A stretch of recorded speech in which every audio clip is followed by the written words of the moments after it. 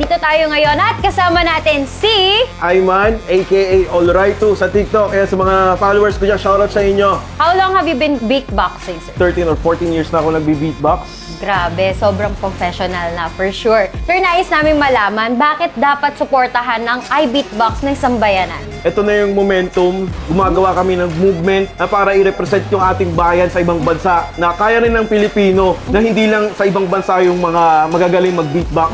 Dito rin sa Pilipinas, kailangan lang silang mag-discover, suportahan. Yan, gaya ng Buenas na sumuporta sa ating community. Ayun, maraming salamat. Siyempre naman, no, talented ang mga Pilipino, di ba? Message mo sa mga sumuporta sa iBeatbox at sa Buenas PH. Yun, maraming salamat sa sumusuporta ng iBeatbox, sa beatbox community. Ayun, One Love, maraming salamat. At sa mga sponsors, lalo-lalo na sa Buenas PH. Ayun, kung wala rin kayo, wala rin tong event na to. Yan, sana marami pa kayong matulungan. More power sa inyo. Ayun lang, maraming salamat. Power! Pag binubuenas, May pabuenas!